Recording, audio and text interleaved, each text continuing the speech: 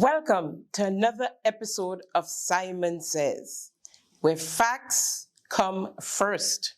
I'm your host, Jenny Simon, and as usual, we're going to have a little update, then we'll get into the meat of the matter, and then we wrap up nicely.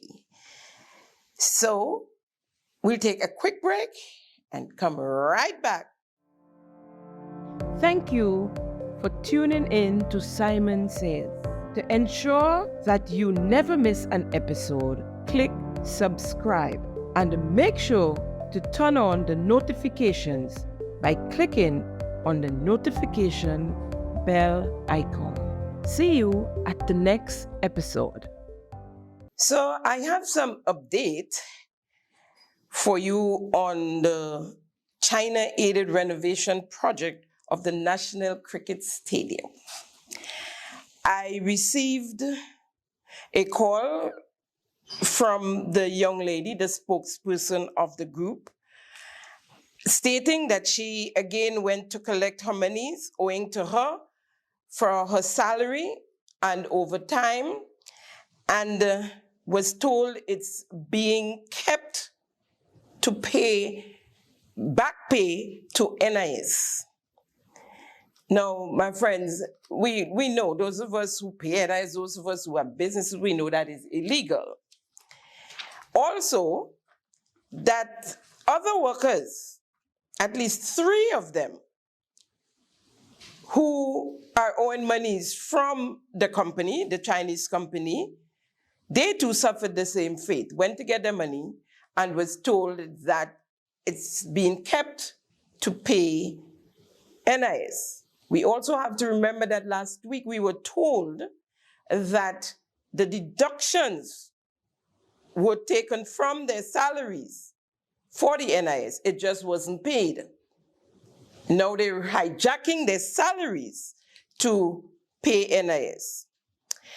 Information reaching me is that though the project is a Ministry of Sports project, and remember last week we were kind of harping on the Ministry of Sports and the Minister of Sports and why they're not paying attention to the project. Well, apparently, the Ministry of Sports is not the ministry that's supposed to be paying attention to the project. Yes, it's a sporting facility, and they have to consult with the Ministry of Sports in what they're doing. But the Ministry of Infrastructure is the ministry responsible for the works done in the stadium and the workers. The contract was signed between both governments, the Chinese government and the Grenada government, right? All of this is done in China, really. As I understand it,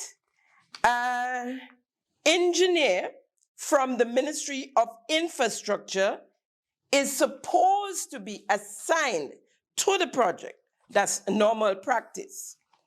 In other words, the Prime Minister, Honorable Deacon Mitchell, is the line minister responsible for that project in the stadium, where our people are being treated like animals. You heard the young lady last week. She said she dropped off letters to the Prime Minister's ministry as well, and she followed up, and she was told that the Prime Minister is aware as well. Folks, the buck stops with the Prime Minister as Minister of Infrastructure. The operating ministry is the Ministry of Infrastructure. Your ministry, Prime Minister, your ministry is responsible for the workers and any issues they might have. As I said before, yes, it's a sporting facility, and the persons from the Ministry of Sports who are responsible is just to guide what is needed but the Ministry of Infrastructure is the implementing ministry. There's no separating the Prime Minister from what is going on at the stadium. He is directly responsible. His ministry is responsible. I want to place on record here that the NIS also dropped the ball. And today, the Chinese are hijacking the workers' salary because it's open now, and NIS now know that if they didn't know before, that this company is not paying NIS for their workers. I'm not sure what is going on now between NIS and the company, but I would try to follow up with NIS and to give you an update as to where they are and what they're saying.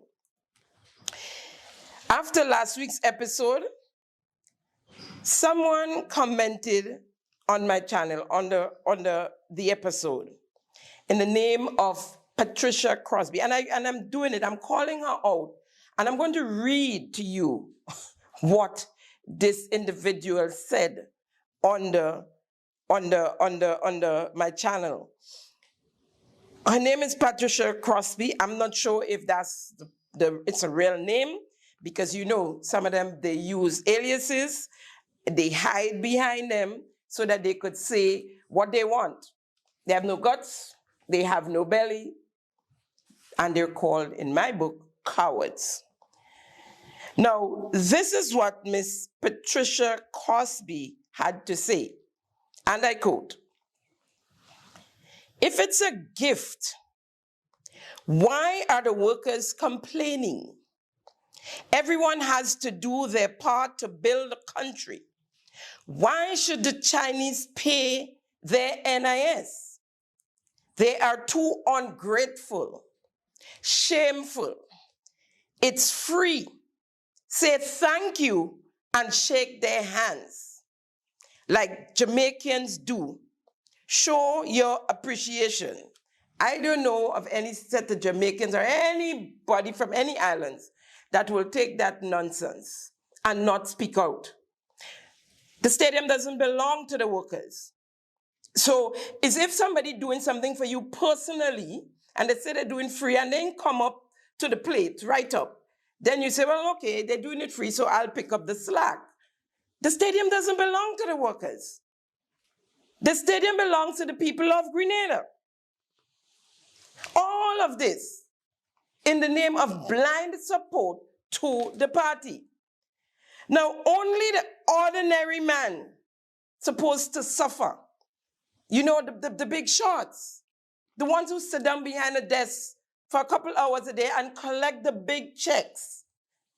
That's okay. But the ordinary man, the laborer, must go to the stadium, work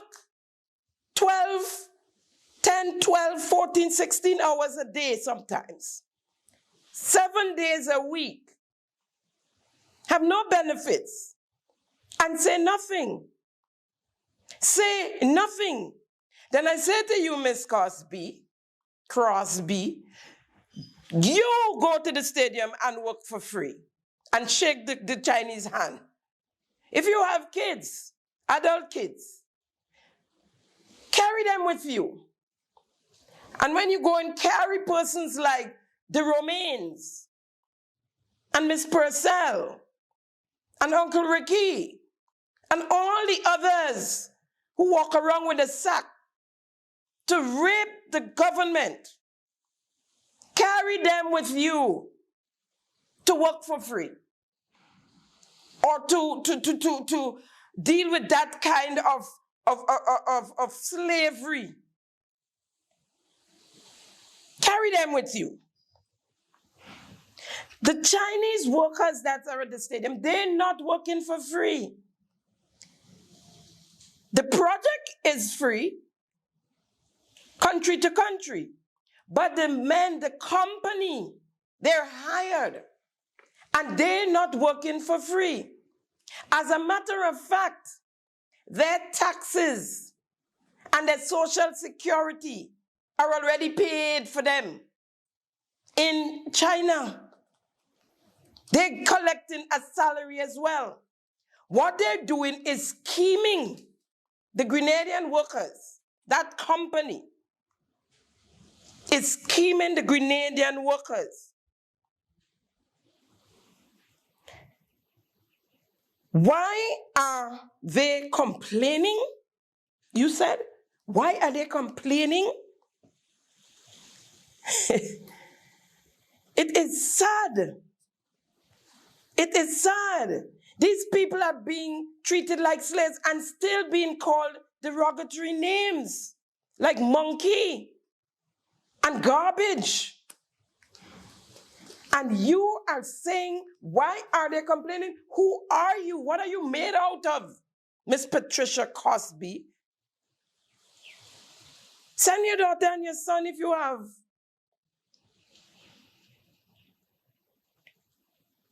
You're ready to pull down your own and stomp on them. Some of you, there were others who made snazzy comments. You're ready to pull down your own, stomp on them. They're not, why should they volunteer? These are ordinary poor people trying to make a living, happy for the job, so they could take care of their kids, to take care of their families. I suggest if you, people like you, Miss Patricia Cosby, if you don't know what's going on, you shut up. You stay quiet. Don't come out in support of your party if you don't know what you're talking about. Some of you all Johnny come lately, don't know a clue.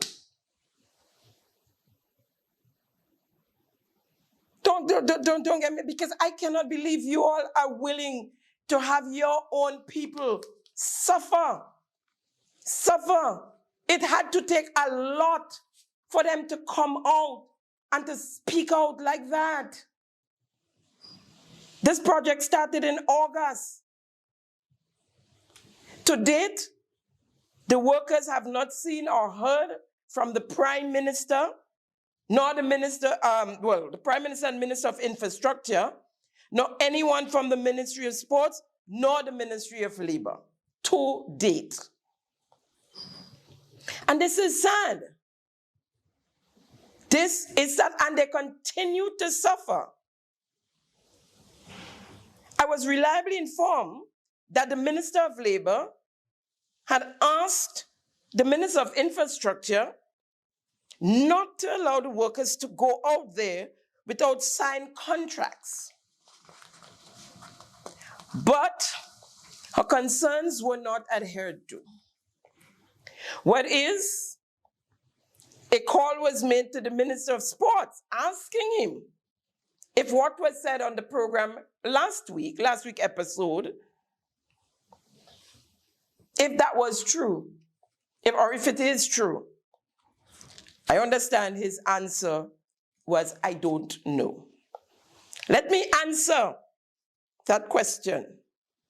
Yes, it is true, and it's getting worse. Please, somebody in authority, anybody in authority, the powers that be, please report these Chinese to the government. The young lady told me she had also written to the Chinese embassy here and didn't hear from them. I understand from someone who is familiar with the Chinese and how their relationships and how it works, that they do not deal with individuals, they deal government to government. So it would be the government of Grenada to complain about these Chinese. Have them removed. Have them removed from Grenada. They are contemptuous, snobbish, and racist. They practice intimidatory tactics on the workers. And it's shameful that the powers that be have left them to be slaughtered. And what is worse, the surrogates and apologists of this NDC party and administration are supporting it. Shame on you guys. Shame on all of you. I received an update from the young lady on my phone, and I'll read it to you in wrapping up the update.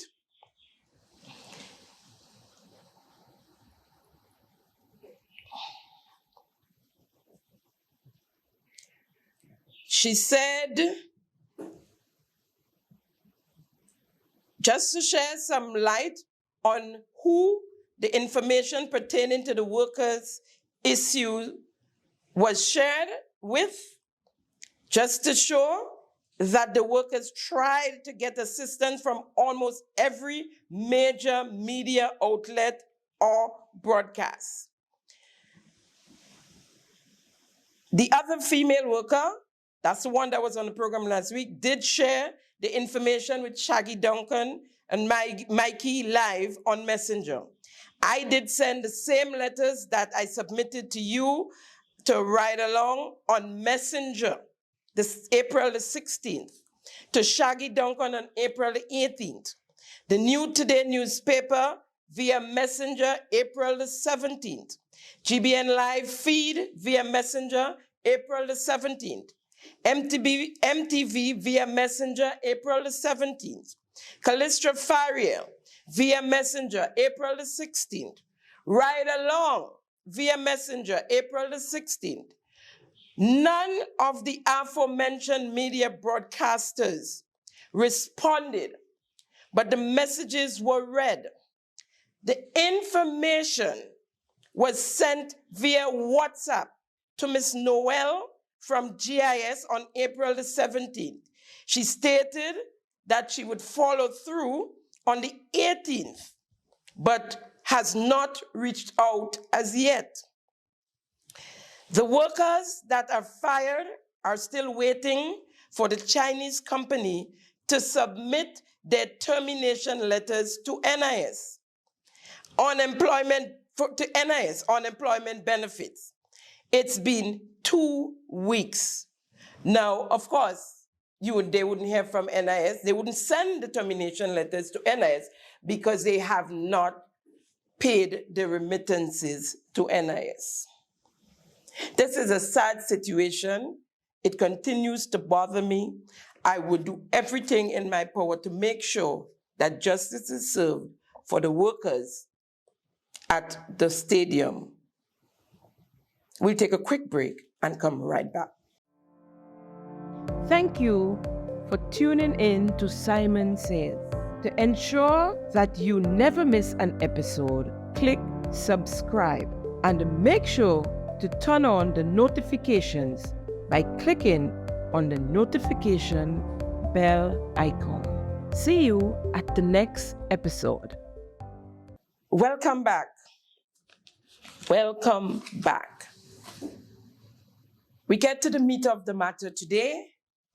And the meat of the matter, I'm going to share with you the May Day celebrations. I know lots of you don't get the chance to go in and look at it on Facebook and YouTube and so. And so some of you are unaware of what took place May Day.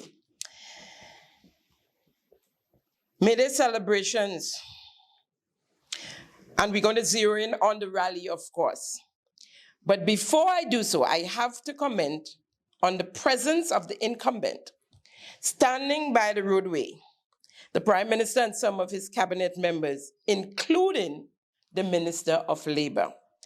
Now, I don't remember a time when I've ever seen such. I know the opposition comes out and stand by the way, by the roadway sometimes, and then they visit They do the rally maybe, and then they visit the parties and, you know, that kind of thing, and try to socialize with the workers. Now, there's no law and there's nothing written in stone. That's just my observation. And in my mind, I think it was intimidating.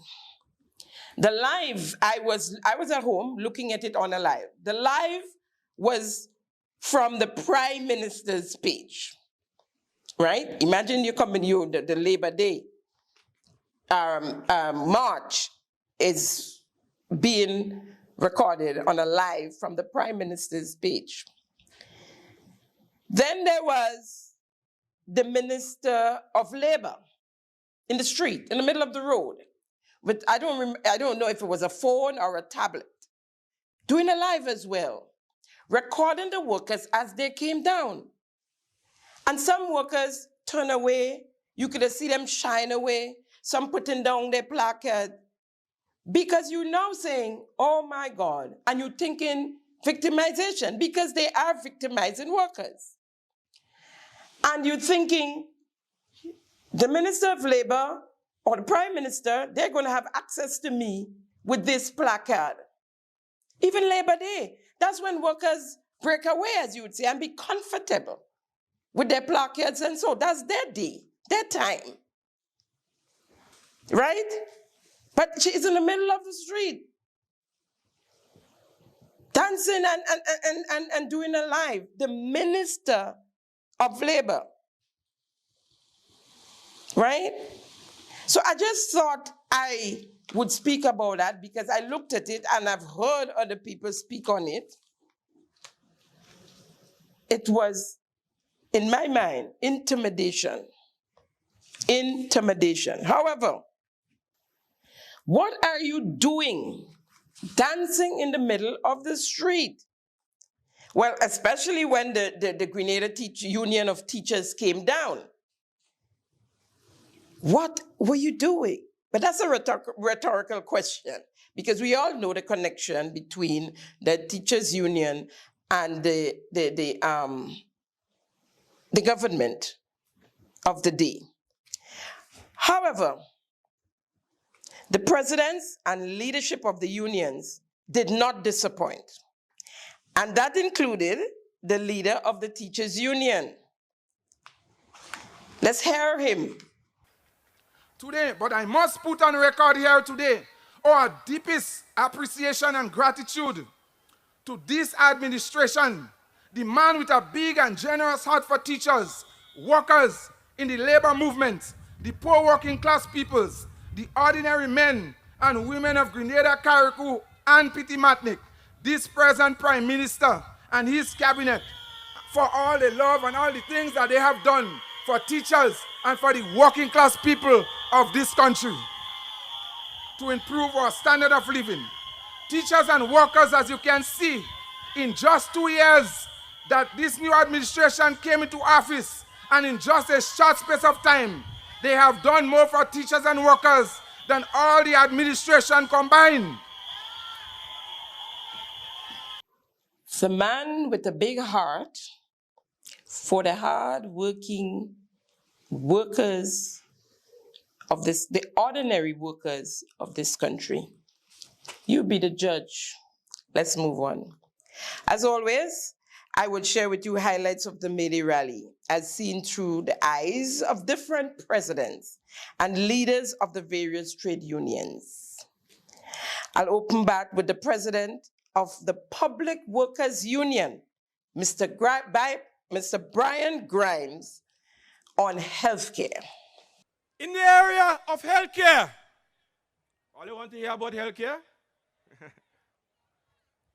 The union has immeasurable concern on the continued deterioration of an all-important public good.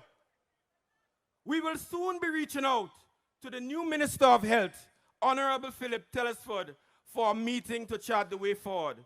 We are optimistic that our fortunes will change and he will break from tradition and honor the union's request for social dialogue. Comrade Lewis, I hope that happens, yes? Staying on the issue of the health sector, it has been reported that the NDC administration is contemplating statutarizing or privatizing the health sector. The union wants to place on record its firm and complete disapproval of this policy position. Healthcare is a public good. Healthcare is a public good. In addition, the government of Grenada has, through words before its official installation and during its period of governance, expressed a firm commitment to improve healthcare. The relinquishing of responsibility to a private firm will be a bitter betrayal of healthcare workers and the citizens of Grenada who desire affordable healthcare. We urge the government of Grenada to rethink its strategy. Okay. Healthcare privatizing. Now, we have a private hospital here on island, and we all know that the ordinary man cannot afford to use that hospital. That just says it all. What would happen to the ordinary man if that is true? I'm hearing it from President Grimes. He's saying it on the platform. I've heard it before. This is not the first time I'm hearing it. However, I'm just hoping that's just a bad rumor, that, you know, and that is not true. Because again, like the low-income houses, that our ordinary people, our low-income demographics, the people, the ordinary, hard-working, poor and vulnerable of this country now cannot afford the low-income houses. And here we're hearing they're thinking of privatizing the hospital. Let's keep an eye on that. President Grimes also spoke on the most popular topic during the campaign and even today, regularization. On the matter of regularization, the GPWU registers its complete disappointment with the poor implementation rate of regularization of its membership. We were told that 300 of our members will be regularized by December of 2023. We are in May of 2024 and have barely seen a fraction of the proposed figure. Healthcare workers, have you been regularized? Custom officers, have you been regularized? Ministry workers, have you been regularized?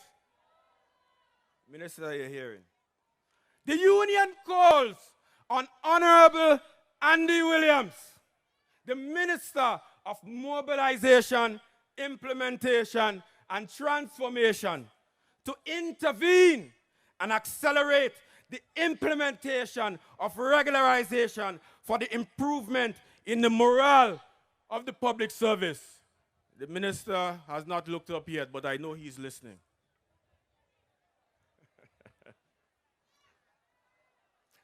Pension reform. I will not be long. It is reported that there is intention to implement pension reform in June of 2024. Olio, that is next month. Olio, that is next month. Let it be known that the implications of a contributory pension scheme on lowly paid contract on unestablished workers is not an attractive prospect for a union, especially with the anemic implementation of regularization for our members. So you ain't regularizing we members, You want to go and make them pay 3% of their salary, they're making less than $1,500. That making sense?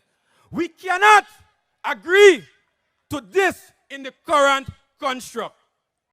But you know, you cannot separate regularization and pension these days, according to the Minister of Labor and the Prime Minister and the Permanent Secretary, Miss, what's her name now? The Marshall, Permanent Secretary Marshall. You can't separate them. So I have nothing else to add to this, because for almost a year, I've been speaking on the regularization of workers. Yes, it's almost a year since I've been on. Now let's hear from the Industrial Labor Relations Office, former president of the Commercial and Industrial Workers Union, CIWU, Mr. George Mason, on the Hubbard's workers' struggle. It's a bit long, but to understand where they came from and where they are today, you have to listen to the chunk.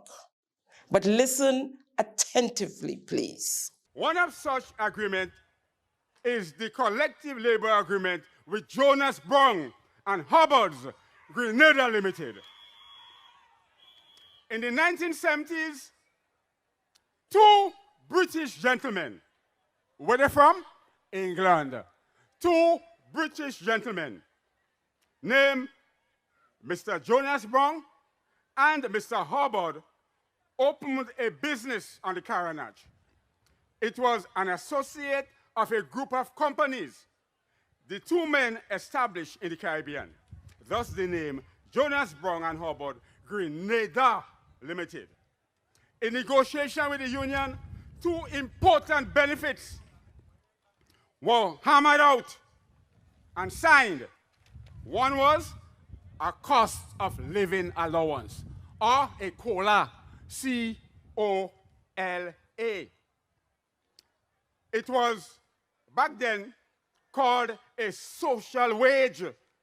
It was called a social wage, or a benefit given because of teamwork. It was an incentive to perform. And in addition to that, there was profit share. There was the COLA and there was the profit share. And those two Englishmen decided that they're going to assist local black Grenadians to enjoy the wealth that the Grenadians created. So we came up with a profit sharing formula where the workers benefited and the company benefited. The shareholders benefited. Those two persons then were Mr. Brown and Mr. Hubbard. The British gentlemen and the union agreed that for the cost of living allowance, whenever the cost of living or the consumer price index went up by 5% in any quarter of the calendar year, which is January to December, the workers whose salary was between 500 and under, if the increase in goods went up by 5%, workers got 4.5% increase. Those whose salaries were over $500 to $1,000 got 3.5% increase. And those over 1,000 got 2%. This was applicable every 3 months. In 1991, 1992, that was traded because VAT was introduced by the government. And because some of the goods in the food basket that was agreed upon between the company and the union, because some of the goods were now zero rated, the prices didn't go up. So workers were not getting the increases as they would have gotten.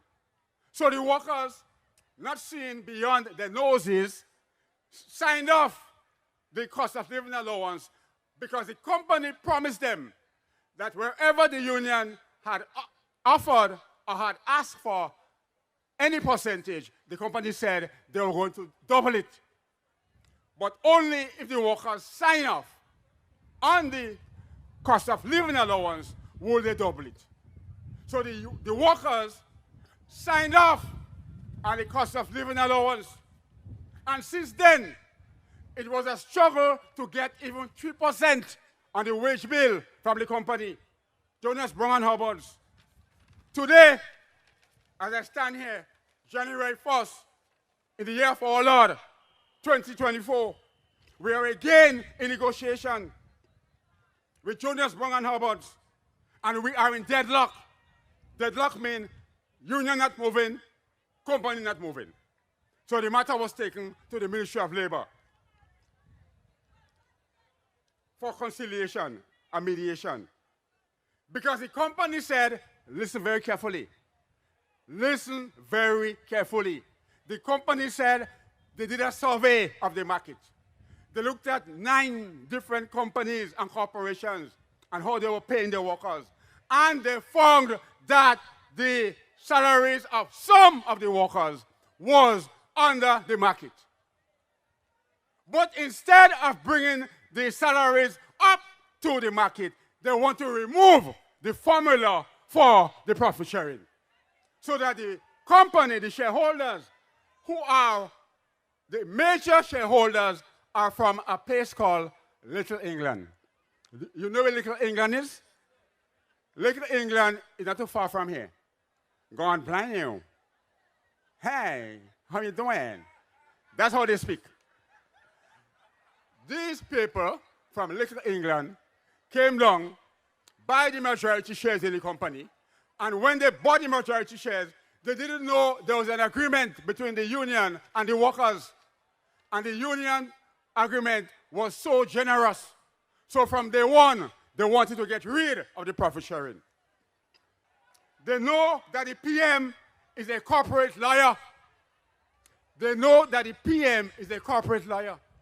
So they think that the time now is their time. So they will come and want him to change things. But joke they're making. Joke they're making. If any change is brought to that social wage, there will be hundreds of companies running to the ministry to change what they have in the agreement. Minister, government, don't go down that road. Don't go down that road. There's a can of worms. Those guys are waiting, and everybody have their antenna up to see how this one will work out.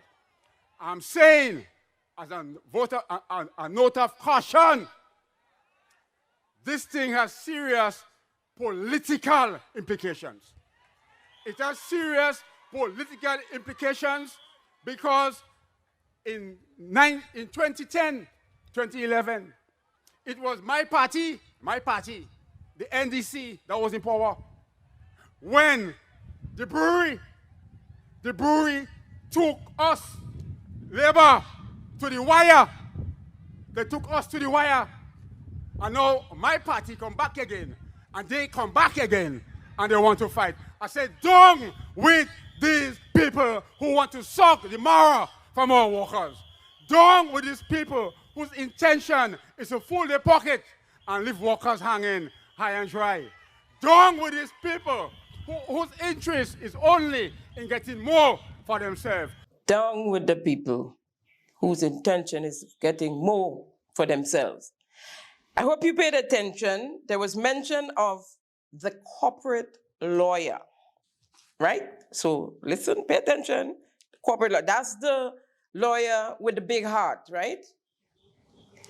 Now we come to GTAU, the Grenada Technical and Allied Workers Union, represented by Ms. Sherlyn Hubbard, the first vice president of GTAU.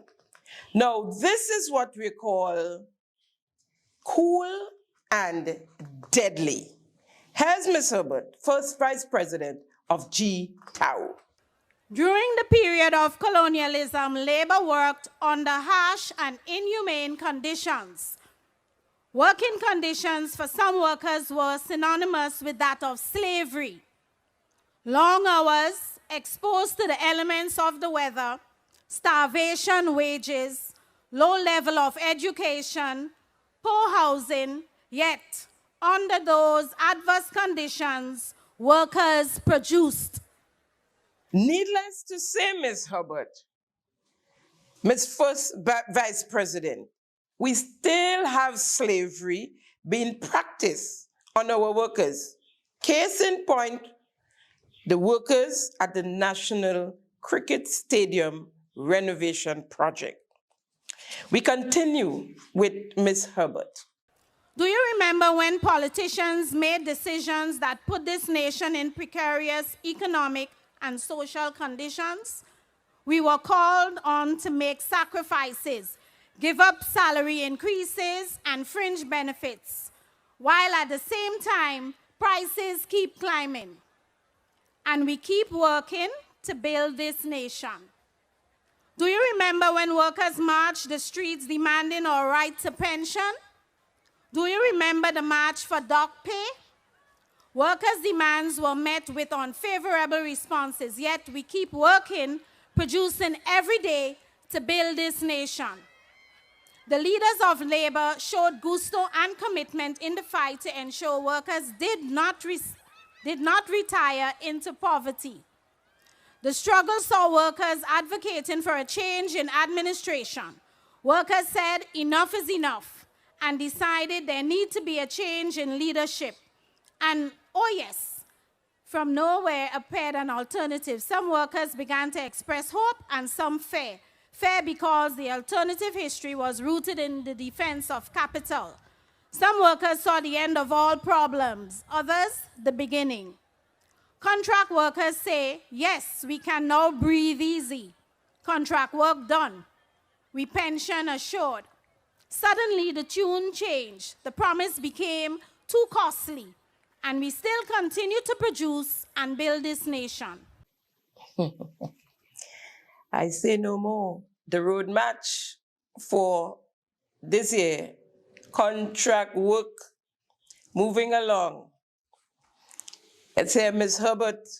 Tau brings to your attention the act of the Minister of Labor who refused to recommend a 5% increase for lowly paid government workers, even though the government negotiating team admitted that they can pay more than the 4% for 2024. This is so despite the fact that the same government ministers took a sizable increase within 3 months of being in office, and then a further big pay package when parliamentarians' pay was increased. We continue with Ms. Hubbard. Brothers and sisters, we have a new phenomenon today. The government is now deciding who should and should not represent workers on the board of statutory bodies. Who workers elect to represent them is of no importance once the government does not find favor. Brothers and sisters, SGU, with the tacit support of a big law firm, continues to deny the locked-out workers their just due. SGU say the workers are still their employees and are denied pay for their years of service. The same law firm is representing the owners of Spice Inn, who are also denying past workers their severance pay. Ask the contract workers of Gravel and Concrete statutory body overseen by the Ministry of Works why they are not being made permanent in keeping with the collective labor agreement after so many promises. So we've heard it again. The law firm, the big law firm, the corporate lawyer representing SGU and Spice Inn. Ms. Hubbard had a message for NAWASA. Tau calls on NAWASA to respect Article 24D and pay the increases to the retired workers. These workers have given all their life, their working life to NAWASA, and now in the twilight of their life, the company continues to deny them a decent standard of living. Tau calls on the government of Grenada to assist the former LIAT workers by paying them their severance pay, similar to what other countries have done. These LIAT workers made sacrifices during their years of service to LIAT and Grenada, and it is manifestly unfair for them to be sent home without receiving the severance payment. The government can find monies to do all sorts of spending, but refuses to look after Grenadian formerly at workers. Yeah, like the 1.5 allegedly for the drone show. GTAU went on to pledge their support and solidarity for several other workplaces like gravel and concrete, food and nutrition, vector control of Carriacou and Grenada, Top Hill Home for the Aged in Carriacou, Cable and Wireless, to name a few. Sending a clear message is GTAU to the employers to fix the issues, and I quote, or they will act in due course. Bank and the general workers. We start off with a clip from the president, Mr. Joseph Mitchell.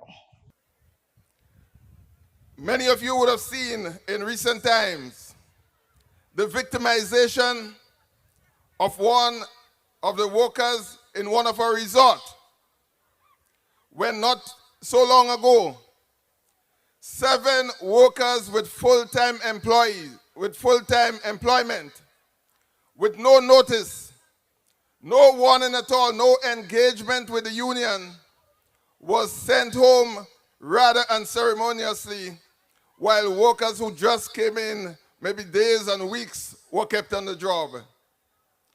We are concerned, brothers and sisters, when this very same employer, since 2013, have failed to come to the negotiating table and negotiate with the union for a new collective agreement. We are concerned. When that same employer, when that same investor, brothers and sisters, is seen aligning themselves with government social programs, when that same investor seems to be sponsors of government programs and is hiding behind the goodwill of the state to protect the interests. Brothers and sisters, we must guard against those things. And I urge the government, and I would not say I am not as brave as the dear sister from Tau to say Rich Law Firm supports them. But I would urge the government not to allow those investors hiding space. Because at the end of the day, brothers and sisters, every time we allow that to happen, is a single mother that is going home without bread for her children.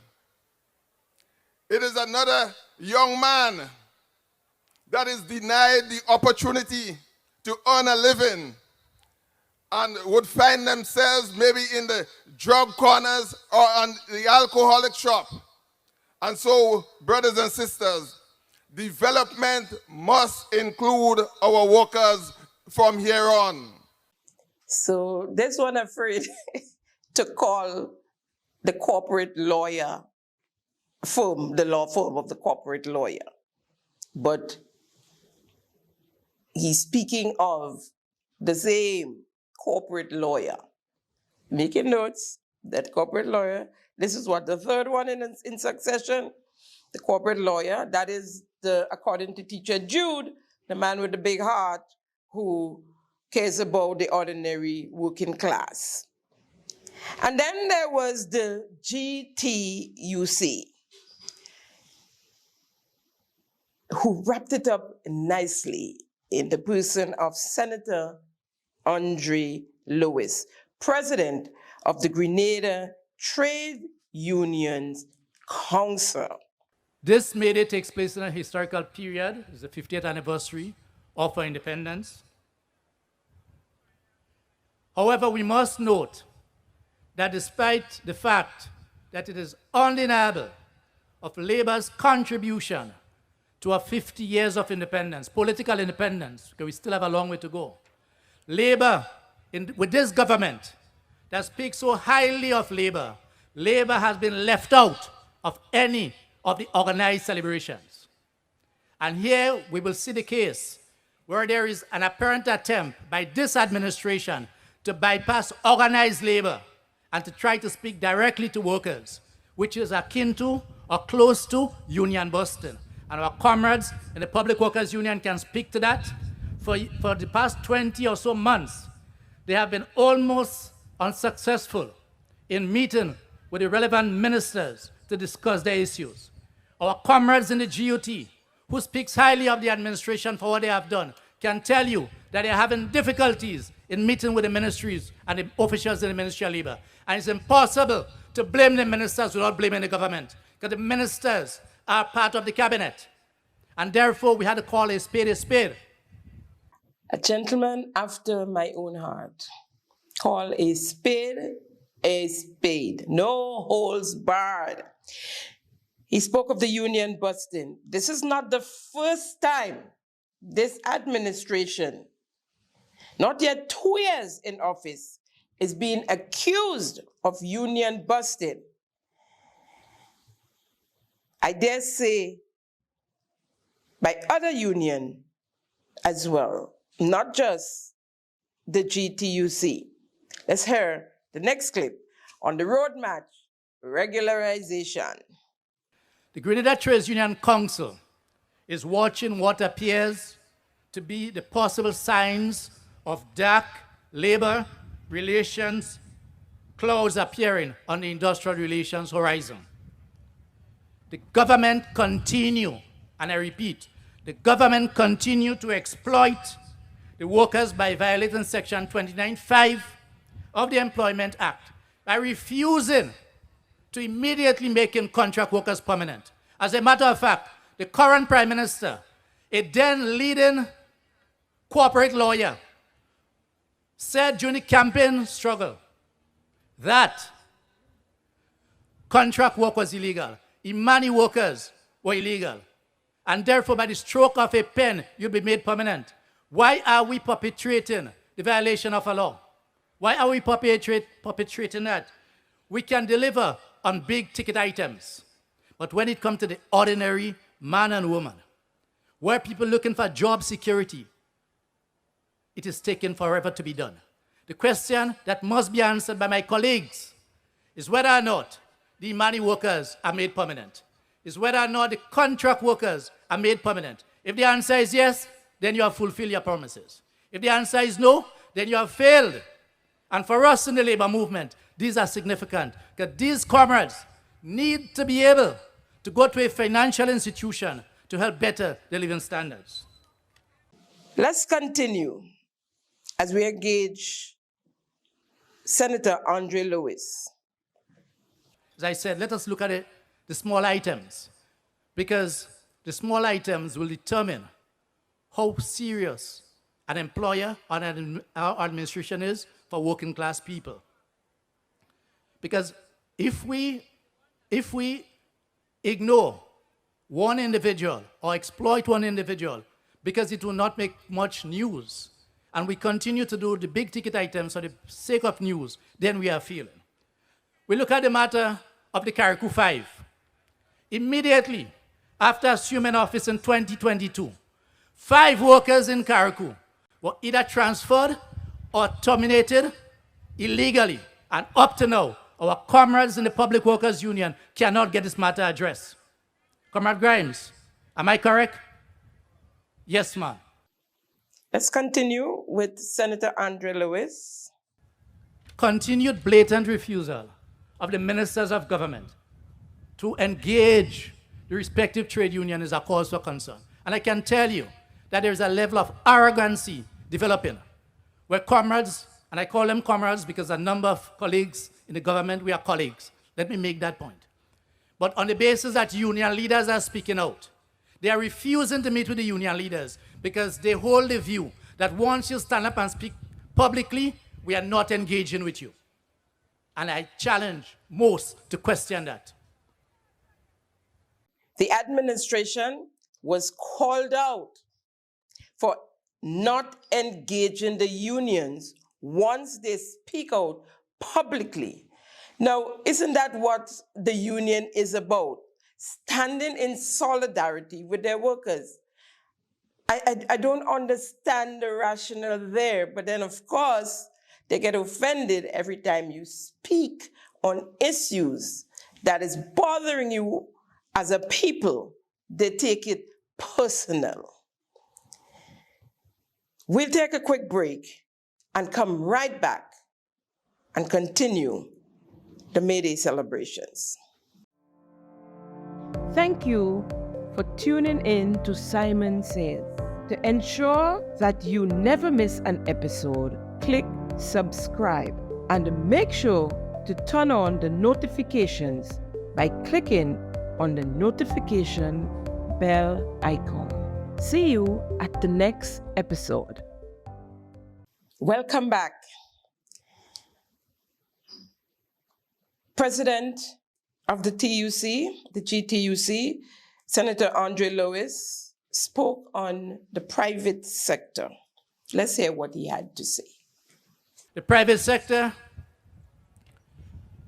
Comrade Juice Mason, who openly declared his support for the political party, and we always commend him for that, made an important observation, which is observation, that it was under the NDC administration between 2008 and 2012, 13, that the vicious attack on workers' private and profit sharing started with the current Grenada breweries, when the workers were locked out for 60-something days.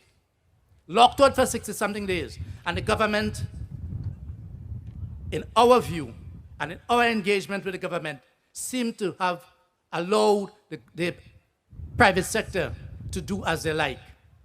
Colleagues, I'll tell you, it appears as though that is every time the NDC is in office, the private sector feels emboldened to look to go after certain basic rights of the workers. Now we have Hubbards. Now we have Hubbards trying to take away the profit of CIW workers. We have Citizens Paints, for the first time, represented by the Technical and Allied Workers Union, going after the workers' profit share that we represent. And I'll tell you, it is known, Grenada is small, that some of these private sectors may not necessarily be buddy-buddy with the government in terms of political parties. But what it speaks about is the class interest. It speaks about the class interest, that they do not see political colors, but they look at the philosophy of the government in office and determines when they can strike. So for instance, and I want you to think about the following.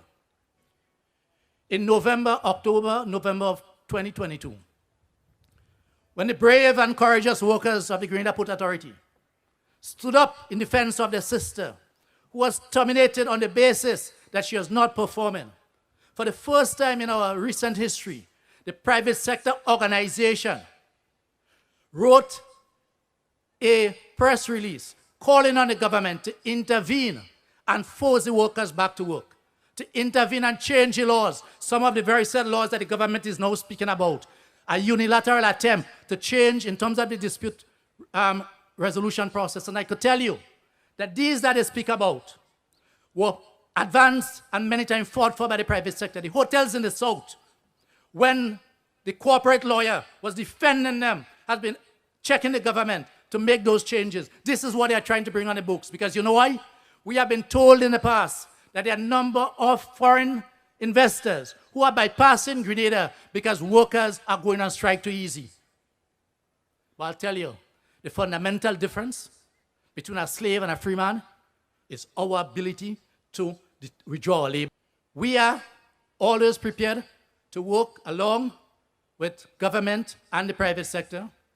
If you look at where we have had industrial disputes, you would recognize that it is in very few workplaces that we have had to take the streets. But just as how Donald Trump has done in the United States, where he packed up the Supreme Court with judges with a particular ideological outlook, the private sector is trying to get this government to make certain legislative changes that will give them what they call the upper hand. Because even if and when there are laws in place to address arbitration, and when arbitration should be final and binding, because the employer's pocket is deep, they can find ways and means of tying up these matters in the court. And the only thing that we have, or one of the only thing that we have, is our labor power. And we use this with great judgment. Mention was made of the corporate lawyer again. Let's hear the next clip. Comrades, the private sector, and those that we speak about, the Hubbards, the Sissons, the Grenada bureaus. And if we are not careful, they will go after Grenada, but I know Grenada is a different kettle of fish, where Grenada has profit sharing. And the question and the issue of non-contributory pension, let me spend a time on this. What is wrong? Tell me what is wrong with workers benefiting from non-contributory pension when it is through the labor power that the businesses are operating? Capitalists and managers and ministers, sometimes we say get toe-to-toe benefits. Yes, but there is an attempt to say that because we are not directly contributing to pension, we should lose it or change it.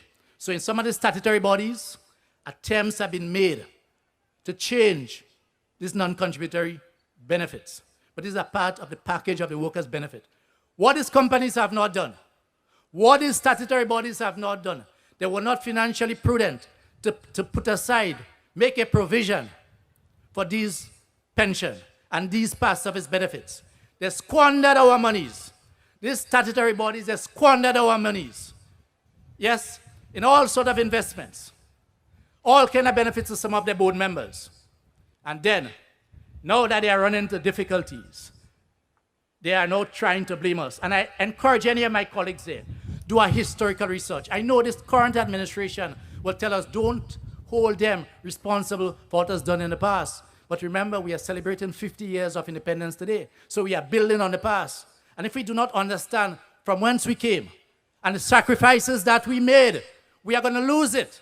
And therefore, my comrade leaders in the labor movement, I ask of all of us to engage in hard-nosed discussions among ourselves so that we could understand the history of what allowed us to have what we have. And I'm happy to hear, as the TUC have discussed, that when those who are telling us that we have to fight to restore the 1958 pension and to ensure that incumbent public officers do not lose those benefits, today are singing a different tune. I repeat, is singing a different tune. It happens, Comrade Lewis, when the shoes is on the other foot. When you stand outside and you look over there at your neighbor's lawn and you say, that lawn green way, but you don't know what the neighbor is doing to keep their lawn green until you get there and you find out it's not so easy to keep the lawn green. Let's continue. The political victimization of the Carriacou Five. NDC is reneging and taking away of the $150 from elderly citizens of this country. And let's establish the following. Let's establish the following. I sat in December of 2023 during the budget debate in the Senate. And the then junior minister, I think she will, in the Ministry of Social Development, said the following, and I'm paraphrasing, not word for word, that the $150 was put on as an election gambit by the past administration. But this government, meaning the NDC, will make it a permanent $150, and the record is there. The record is there. I am not here to argue whether or not the NNP administration wanted to keep it on. It may very well be an election gambit. But there is no denying that this current administration said that it will be permanent. And yet still for these ordinary workers, they took it away.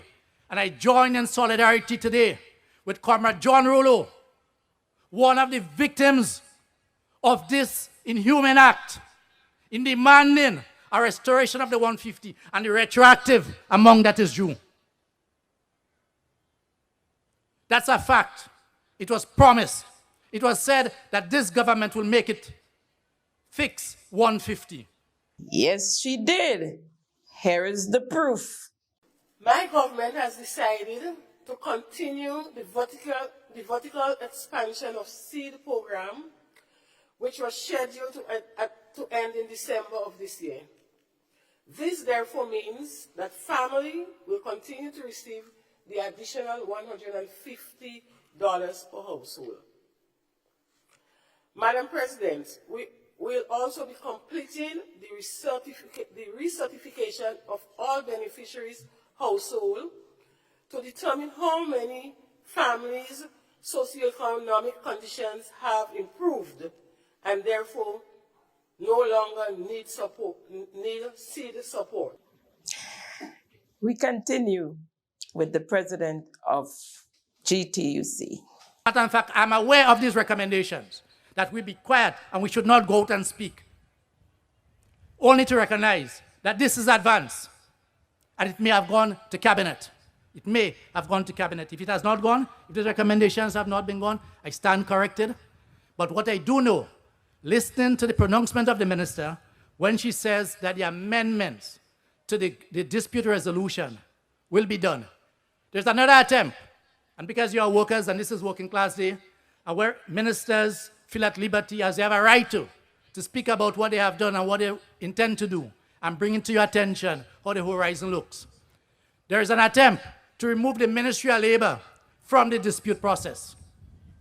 And I can tell you, we who have been in the vineyard, we who have been out in the battlefield with the private sector, those represented by the corporate lawyer who is in government today, have been always championing the cause for the Ministry of Labor to be excluded from the dispute resolution because they accuse some ministers of labor. And I'm looking at one right here now, past Minister of Labor, has been too friendly to the working class. That is what drove them. And I can tell you, 2 months ago, in one of the larger hotels in the south that Tau visited to discuss the outstanding payment for workers who are no longer with them, that hotelier, one of the largest hotels in the country, was lamenting the fact that the current government is taking too long to get the Ministry of Labor and the Minister of Labor out of the dispute process. Because you know why? They know they have money, that when election comes, they can finance political parties and look for benefits. All that we have is one man, one vote. And they are afraid of our voting power. And they are afraid that when all things are equal, a progressive government and a progressive minister will and may make a decision to benefit a worker. So they want to remove the Ministry of Labor. And my comrade minister, and I call you comrade, and you know I do that, Minister for Labor. If you are true to all that has been proclaimed going back to our Grenada Revolution, and if you are true as a young pioneer, I ask you to look deep into what is being contemplated. What is the impact? We must not allow anyone who just come without understanding the foundation of our struggle and what has benefited us to just think that it is all designed to have industrial peace.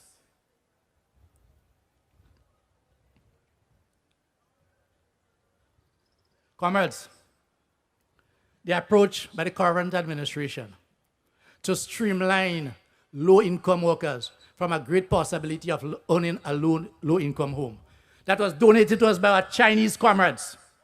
There is no doubt that those who have to go to a bank stands a less chance of getting a loan to purchase one of these homes than under the existing conditions that were there before. We in the labor movement say, when people get the homes, they must pay. Housing authority should go after them to pay. But what is likely to happen is that the lower income bracket workers who will not traditionally qualify for a loan will not be able to own one of those low income houses. And what is possible to happen is that those who can afford it may own those homes, and it is possible, and as a ministry to look into this, they might be owning it through a third party. They might be getting people to front for them, right? Some of them may not even be living in Grenada, right, as they seek to buy up those homes.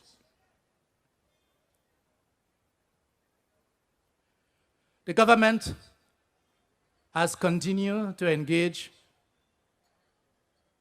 former private sector and private sector leaders who have a clear demonstration of being anti-worker to negotiate for them, to represent them on the statutory boards. And this all seems to be falling in plan, where the private sector is having more and more influence within the administration. St. George's University continued refusal to pay severance pay to the unvaccinated workers going back to July 2021. The SGU has lifted the vaccination mandate. So any Tom, Dick, and Harry can go to the school compound without being vaccinated, but yet still they refuse to allow the workers to come back to work. The workers have demanded severance pay, which is only fair. Now, if an employer does not have you engaged for close to 3 years, then in the reality, you are terminated. But the school does not want to use the word termination because they have been advised by the lawyer, check the law firm. The same thing that my comrade in Bank and General was saying that he's not brave enough as Tau to say the corporate law firm. Check the history of the law firm and check who has been advising them over the years to fight workers and exploit workers. Check SGU. And I had the unfortunate experience. It was a very touching moment for me to experience an unvaccinated worker attending a meeting at SGU and having to walk out of the meeting after she broke down in tears when our local Grenadian law firm, in the manner in which they were speaking about our Grenadian workers who refused to take the vaccine, who had doubts about the vaccine, that worker broke down and she left. It was not done by the white Americans who sat in the room, but it was done by our local black Grenadians, which has a history in terms of our slave drivers. Yes, and who they put as blackface cards to bring across their messages. And it continues today. And it continues through some of our law firms. Anti-worker corporate lawyer. Further to that, GTUC made it quite clear that all workers must get the same benefits, permanent or contract workers. Workers who work side by side, some permanent, some on contract, must get the same benefit. And now, the infamous workers' pension, again trying to close the stable after the horse bolted. Here is Comrade Lewis. Public sector pension, our comrades have spoken on that. Our fight now is to ensure that all the unestablished workers, all the so-called contract workers who have worked side by side with what is called permanent workers, be they teachers, be they nurses, be they doctors, receive the same pension that established workers are receiving today, that pension which was restored.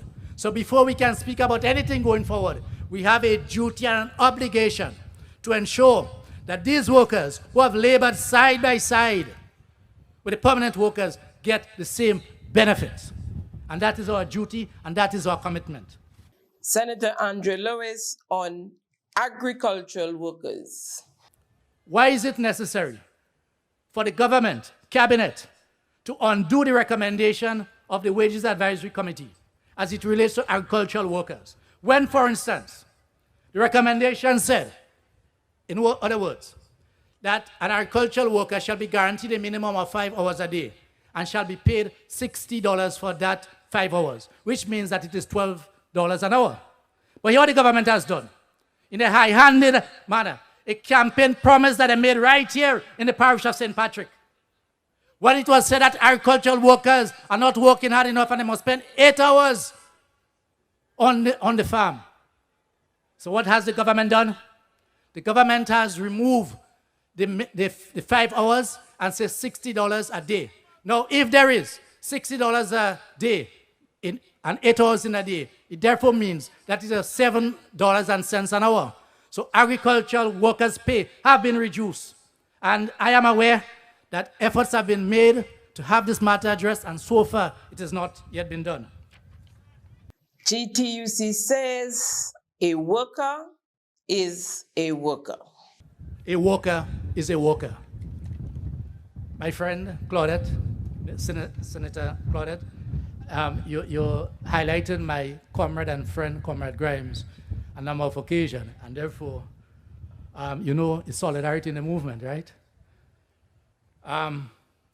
Let me say that our information on the ground, not what the ministers are saying, is that very few public officers have felt the impact of what they call regularization. As the cooks, as the orderlies, as some of the teachers, as the nurses, you know what they do? They have not made the nurses permanent. They have increased their salary, even without discussing the union, a violation of the ILO principle. So when you speak about bigging up the ILO, that's great. But let us respect collective bargaining, free collective bargaining, and recognize the role of organized labor. So don't go behind the union back. Don't refuse to speak to the public workers union, and go and meet with the nurses and doctors and increase their pay so that they will feel that the union is irrelevant. They are not made permanent. And we challenge the minister and the government to give us the numbers. They are speaking about close to 300 workers. What is preventing the stroke of a pen to saying that you are no longer considered to be contract or temporary, but you are permanent? A violation of Section 29.5 of the Employment Act. That's all that is required, as the current Prime Minister said when he was then campaigning. After only 22 months in office, the industrial climate rising high, hard, and fast. And the desk of the Labor Commissioner and the Minister of Labor, according to the labor unions and individual workers whom I had conversations with, their desks are flooded with untouched files. You heard the young lady last week. The Labor Commissioner told her in so much words that their issue is not a priority. They have other priorities that they're dealing with. And I'm paraphrasing here, of course. Just another ministry in chaos. Question: who is the corporate lawyer spoken of by the union leaders that represented the big short employers against the workers? Companies and institutions, including SGU, Spice Island Inn, Grenada Breweries, Sessions. Is it true now Prime Minister Deacon Mitchell is the corporate lawyer spoken of? Let's hear him. You can argue about contract and so on, that's fine. I'm a lawyer. We can get to court when the time comes. And who has to sue can sue. We'll take a quick break and come right back. Thank you for tuning in to Simon Says. To ensure that you never miss an episode, click subscribe and make sure to turn on the notifications by clicking on the notification bell icon. See you at the next episode. Welcome back. Folks, I'm going to share with you a GBN story broadcast in the evening news on Tuesday, the 7th May 2024. The irony is, I was preparing that story for you today, to bring to you today, and was actually speaking to someone I was getting some information on. As a matter of fact, I tracked down a ex-US soldier. And while speaking to him, there was the issue, the item being brought in the news, in the GBN news. But let me first share with you the clip before we dive into the whole matter. In a startling development, it has been revealed that a U.S. national linked to several firearms found in a container in Grenada has allegedly been freed of all charges against him. This revelation has sparked controversy and raised questions about the legal processes and transparency within the Grenadian authorities. Reports from reliable sources indicate that legal proceedings against the individual have been dropped. What's more concerning is the alleged lack of involvement or awareness of the Grenada Ports Authority in the decision-making process. The sequence of events leading to this development traces back to December 2022, when a number of guns and ammunition were uncovered during routine searches at the St. George's Port. The items were traced back to a retired U.S. soldier residing in Grenada. The retired soldier claimed innocence, asserting that some of the weapons were unknowingly shipped from his U.S. residence by a third party. Among the seized firearms were high-powered semi-automatic rifles, some of which were prohibited under local laws. When approached for comment, Prime Minister Deacon Mitchell, who is also the Minister for National Security, expressed his lack of awareness regarding the latest development in this case. No, I'm not aware of that. I have not been briefed on it, but it's certainly something that I would look into, now that you've raised it. Thank you. Efforts by the GBN News team to obtain clarity on the situation faced obstacles, as the Director of Public Prosecutions, Christopher Nelson, referred inquiries to the Prosecution Department of the Royal Grenada Police Force. When contacted, Officer Dragon from the Prosecution Department claimed to have no information and directed further queries to the court. Attempts to reach officials within the court were unsuccessful.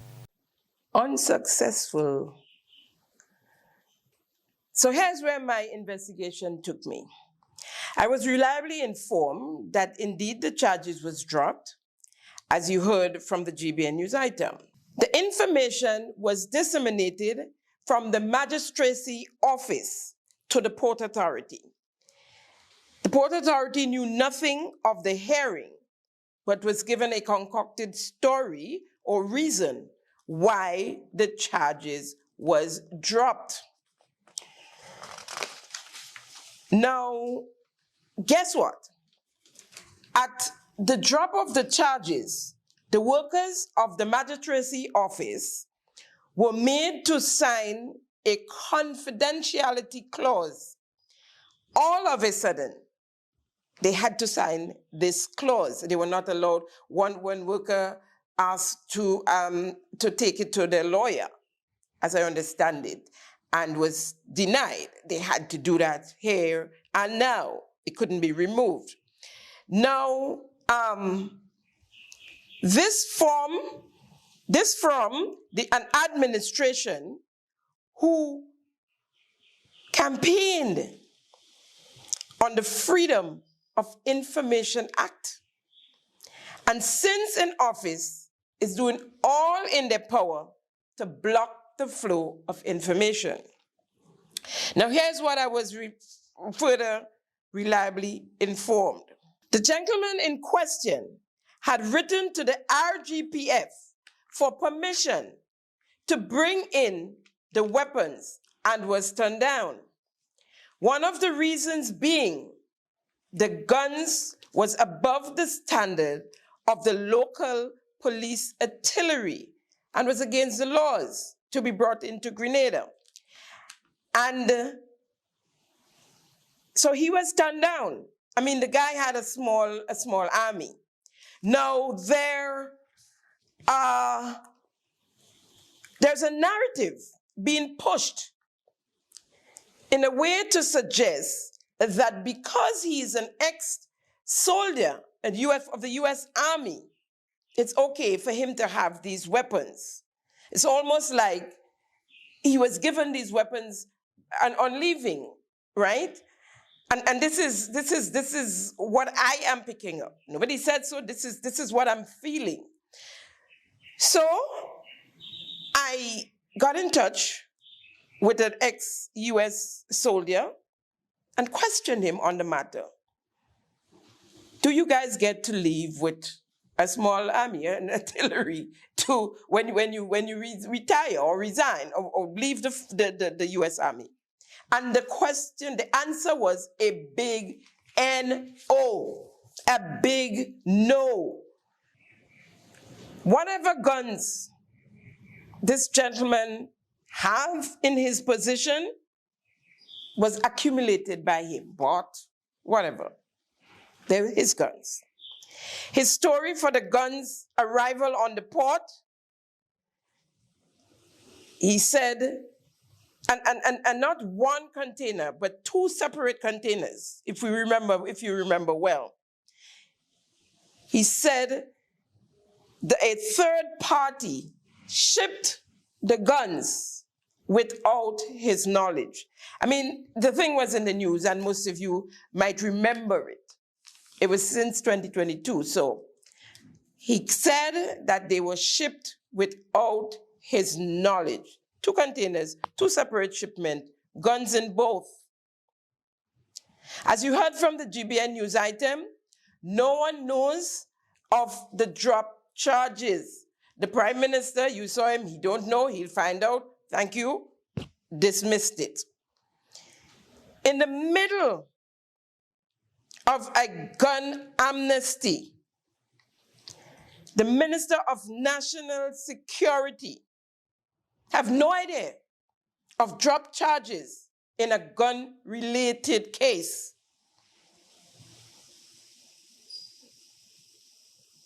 And here he is, after his press conference, when caught by one of the media workers and asked about the gun crimes, all he had to, in his answer, he said, he's asking the young men to put down their weapons.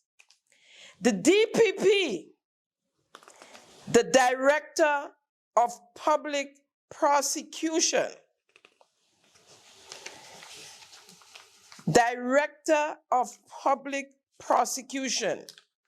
doesn't know of the drop in charges. Now, what is the job of the DPP?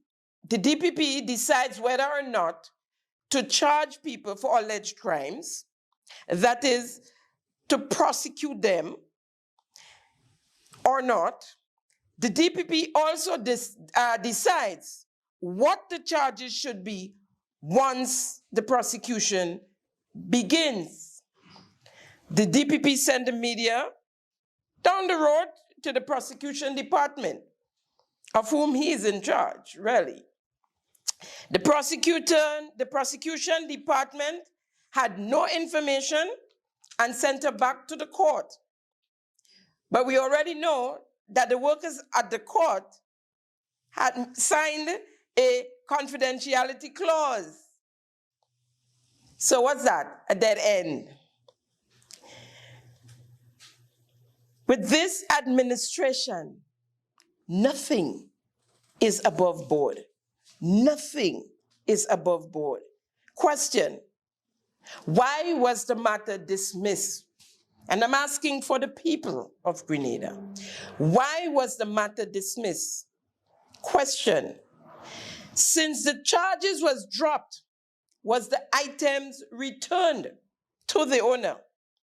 Where are the guns today? Again, nothing above board with this administration. Always under the table. Always under the table.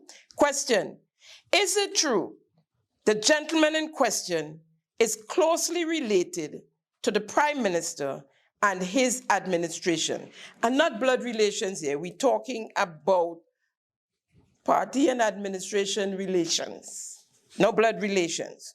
Folks, while investigating, I stumbled upon some other information. You see, when the only actor in the movie dictates to everyone that's under subjection and can override all the decision-making persons, even the ones of the security forces, then we have an uncontrolled problem. Before the 2022 general elections, a now member of cabinet, a businessman, had a licensed gun, which he claimed got misplaced. He applied for another one, but was turned down by the powers that be because they were not satisfied with the reasons given for the lost or misplaced of the gun. They didn't think it was genuine. On entering office after the 2022 elections, went back to get his gun. Of course, he was turned down. There was reason, so you know, not because you turned minister, it's okay. But higher office called, and he was given the gun. He was ordered, should I say, to have the gun. Another member of cabinet applied to bring in a gun, this one, was denied because, again, that one was above standard against the laws of Grenada. He went and complained to the boss. And the boss man allegedly ordered that the member is allowed to bring in the gun.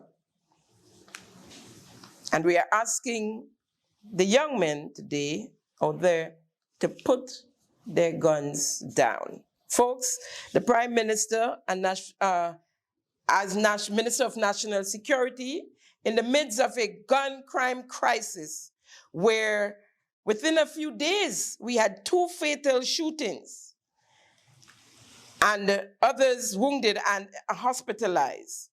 This last one on May the 4th, 2024, reports are of a shooting in Snot Corner, Gaza, St. George, leaving 1 male person dead. Witnesses said masked men shot him multiple times. Instead, he hosted a press conference to introduce the Transportation Board of Directors and their CEO, the Trinidad gentleman who picked up the position of CEO recently. Not one word about the gun crimes mentioned at his press conference. Locals died, no empathy, no condolences. It's all locals, no foreigners here. It's all locals. No empathy, no condolences. Not one word to the young men out there who continue to defy the powers that be. He was questioned on his way out by a media worker who put the question to him about the gun violence. In his response, he asked the young men to put down their weapons. On the day before, that was Monday, the 6th May 2024, a young man in his early 20s from Apwetut St. David's, your constituency, Prime Minister, your constituency, was found hanging from a tree dead. He is said to have had mental health challenges. Nothing from the Prime Minister, nothing from the Prime Minister, nothing to your constituents, nothing to the constituents of the village of Apwetut, nothing to the family and friends of the young man, nothing to the youth of the nation, no encouragement, no reassurances. We have an issue with mental health among our youth.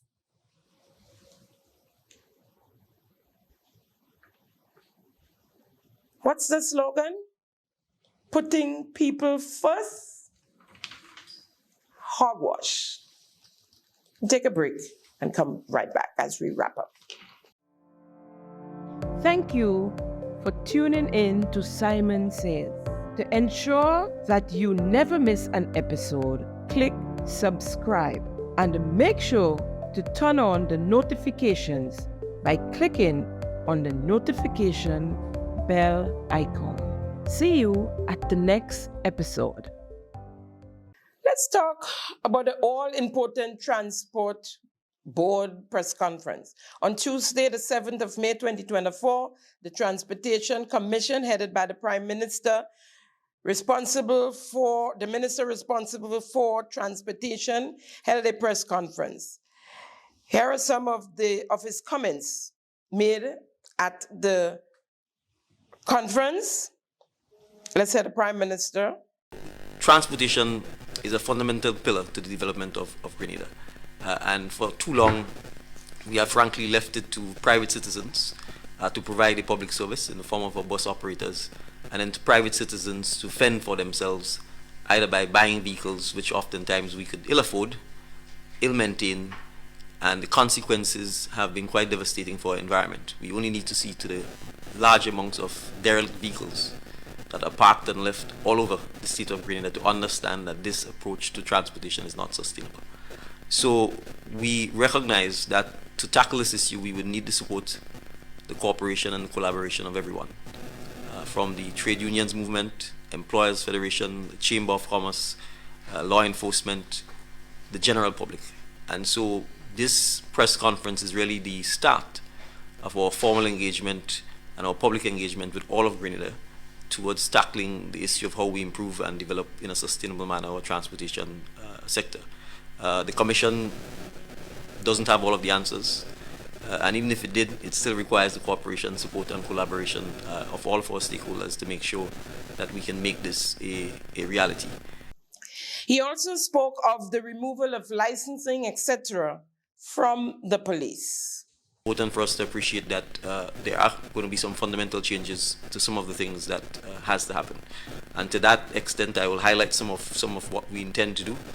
We certainly are not going to start and end with just a CEO. The Commission has to become a full-fledged statutory body that treats with not just our traffic wardens, but also we intend to migrate the licensing and inspection of motor vehicles, which are currently handled by the Royal Grenada Police Force under the Transport Commission.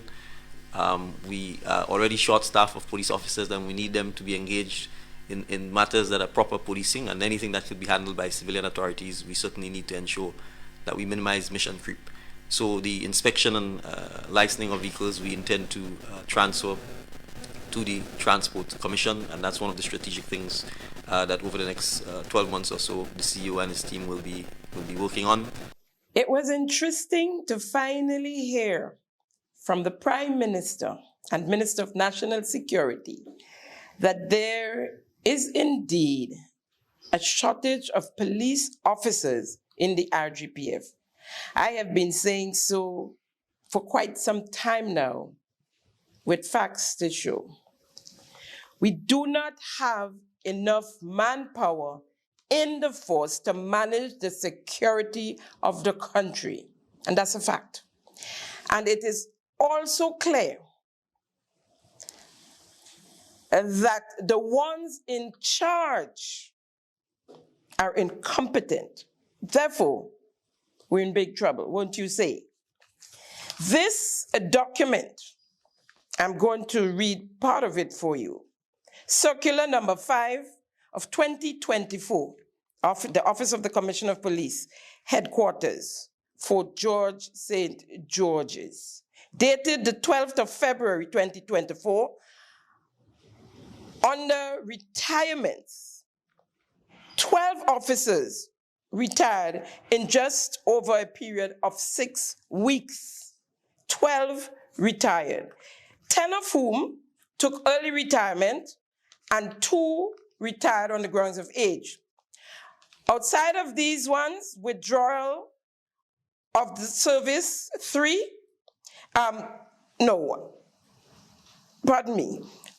one withdrawal of service, 3 resignations, and 1 dismissal, bringing the total of 17 officers leaving the force just within that 6-week period. Never in the history of the RGPF has there been such a mass exit of officers from the force. Let me read to you from the document, because you know what Simon says is where facts come first. Under retirements, First Cop Edwin Martin retired from the Royal Grenada Police Force with effect from the 22nd of January 2024 on the ground of maximum service. He didn't reach the age, he reached, I think within the service there is a certain age where you can retire and call it early retirement. We had Superintendent Glenn Paul, retired from the Royal Grenada Police Force with effect on the 22nd of January 2024, him on the ground of age. Raymond Luckyby, or Luckyby, I'm not sure how you pronounce that, retired from the Royal Grenada Police Force with effect on the 11th of January 2024 on the grounds of maximum service. Corporal number 19, Edward Fortune, retired from the Royal Grenada Police Force with effect from the 1st of January 2024 on the grounds of maximum service. WCPL number 331, Mary Andrew, retired from the Royal Grenada Police Force with effect from the 9th of January 2024 on the ground of maximum service. CPL number 260, Dennis Jokaram, retired from the Royal Grenada Police Force with effect 1st of February 2024 on the ground of service. CPL number 627, Kino Pierre, retired from the Royal Grenada Police Force with effect the 6th of February 2024 on the ground of maximum service. WPC 719, Christine Prince, retired from the Royal Grenada Police Force with effect from the 1st of January 2024 on the ground of maximum service. PC number 69, Ian Nelson, retired from the Royal Grenada Police Force with effect from the 1st of January 2024 on the grounds of maximum service. PC 721, Denver Gabriel, retired from the Royal Grenada Police Force with effect on the 7th of February 2024 on the ground of maximum service. PC 792, Clifton Smith, retired from the Royal Grenada Police Force with effect from the 9th of February 2024 on the ground of age. Anselm Dumont, retired from the Royal Grenada Police Force with effect from the 10th of February 2024 on the ground of maximum service. Withdrawal, PC 944, Radon Gill, withdraw his services from the Royal Grenada Police Force with effect from the 17th of January 2024. Resignations, PC 324, Kyron Marshall resigned from the Royal Grenada Police Force with effect from the 16th of January 2024. Byron Stafford resigned from the Royal Grenada Police Force with effect from the 27th of January 2024. PC 830, Carl Ray, resigned from the Royal Grenada Police Force with effect from the 5th of February 2024. We had a dismissal there, and I also, have a list otherwise of names that's before this from entering office in 2022. ASP Wilson, Constable Edwards, CPL Mitchell, CPL St. Clair, Constable McLean, CPL Garth, CPL Mary Andrew, WPC Christine Prince, Constable Mitchell, Constable Walker, Constable Francis, Constable Joseph, Inspector Lockerbie, PC Nelson, PC Gabriel, CPL Pierre. Some of these are repetition, come from that document. Jukaram, PC Dumont, PC Marshall, PC Chatteram, Sergeant Francis, CPL Millet, Constable Lawrence, CPL Hutchisons, CPL Fleming. Folks, this is serious. This is serious. And so one step forward, I am pleased to hear the Prime Minister admitting that there is a shortage of police officers And so he's releasing the commissioner of his duties in the transport, in the transportation light, where he was in charge of licensing and registrations and so. That is a further 25 officers who has left the force.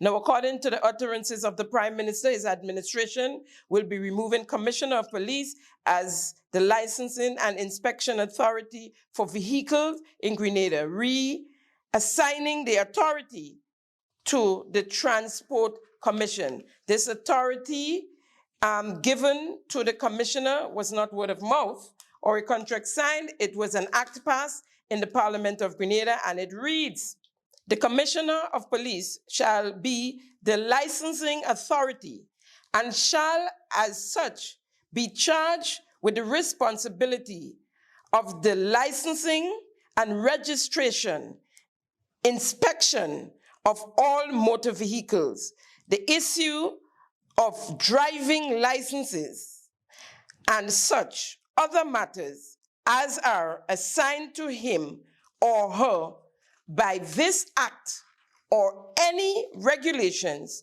made here under Section 4 of the road traffic legislation."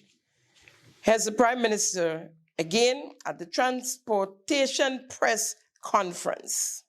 As the chairman has said, the government has already signaled by its fiscal policy that we will be encouraging the electrification of vehicles, whether fully electric or hybrid, to help minimize our carbon footprint, as well as to begin to encourage sustainability, because believe it or not, the single biggest contributor to carbon emissions in Grenada is transportation.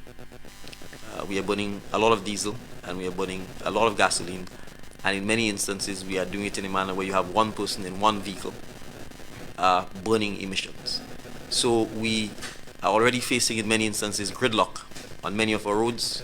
Our roads were not built, nor do they have the capacity to continue to sustain the large amount of private motor vehicles that are on the road. I think we could only just drive around and see that you probably can get to some parts of Grenada now walking much faster than attempting to drive. If we do not stop this trend and reverse it, the environment is going to suffer, we are going to be unhealthier, and the number of road accidents are simply going to be uncontrollable.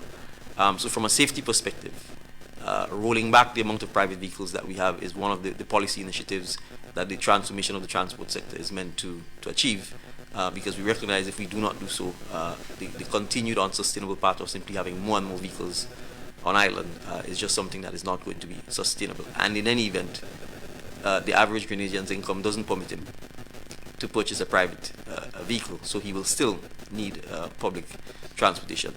So according to the Prime Minister, we have too many private vehicles on the road. He spoke of reversing it or rolling it back. The question was asked to him what he meant. He didn't quite answer it. I am anxiously awaiting the answer to how he planned to reverse and roll back the amount of private vehicles on the road. This from someone who had, as far as I know, 2 private vehicles on the road before he became Prime Minister. I want to share with you this clip. All right, thank you. And I first want to say I'm very happy to hear about the change or the implementation of the transportation sector in Grenada. I have a question in regards to e-bikes, because I launched a e-bike, a company in Grenada just a few months ago, and we have statistics that show that a lot of people want alternative means of transportation like e-bikes. Does the government, sorry, my battery. Yeah, does the government see any incentive to assist companies like mine to enhance the amount of e-bikes on the island, or enhance that physical space? Thank you for your question, Junior. I believe one of the board members will take this one. Good day, sir. So to answer your question, I think I'm going to lay the responsibility on the GTC. I think what the GTC can do for businesses like yours is lay the foundation for safety, platforms for charging, determining whether or not we need to own or someone else, but making sure that those platforms are, standardized and in line with the way the global community implements it. So what we can't do is we can't take the approach where we begin just laying down these impromptu charging stations, because when we're charging, we have to look at, is this high energy? Is this safe when it rains? When, a battery fire, New York, and I'm sure you're aware of this, New York has been, at one point was dealing with quite a lot of battery fires, right? And as you know, an electrical fire is a completely different type of fire to deal with. So we've started, what I will tell you is this, for some time now, the board and the GTC body have been engaging with the Prime Minister and other bodies. We presented a document that references charging stations and safety protocols, and that document references UL standards and other standards for connectors, wire gauges, the way you select, how you go about setting up and installing a charging station. I should add, because, and that's very, very important, what Mr. Campbell has said, but I should add that we have already incentivized all electric and hybrid vehicles by removing all duties on them. So we appreciate that electric vehicles tend to be at least initial price point. They're still higher than conventional diesel burning or gas using vehicles, and we have therefore removed all duties on it. So it allows customers and it allows those who want to get into that space the opportunity to do so at a significant reduction in, well, not significant, complete removal of the duties associated with it. So I think that signals the government's support from a fiscal, financial perspective to electric vehicles, including e-bikes. But I think just as crucial is what Mr. Campbell has said: if you don't have the infrastructure, if you don't have the regulation, if you don't have the safety, then it becomes less attractive, because if you have the e-bikes and you're at risk of being knocked over by a big truck on the road, then you're not going to get on the e-bike. And if we can't deal with electric fires, if we haven't trained our fire personnel, if we don't train the persons who are working in your business to how to deal with an electric fire, how to put it out, then all you need is one accident, one fatality, and the entire thing could come crumbling down. So I think I want to re-emphasize what Mr. Campbell has said and the importance of it. So the fires are being ignited at home, like the bike pack up in your house, in your garage, and the fire, and the catch a fire. It's not when you go to rent it or purchase it, so that you can train the staff to take care of the fire. However, I will say that it seems like McConnell's Store mascara is working well. Folks, that's a wrap on today's episode of Simon Says. It's always a pleasure conversing with you, keeping them honest. Thank you for joining us on another episode of Simon Says, where facts come first. See you next week, same time, same place, for another episode of Simon Says. Bye now. Thank you for tuning in to Simon Says. To ensure that you never miss an episode, click subscribe and make sure to turn on the notifications by clicking on the notification bell icon. See you at the next episode.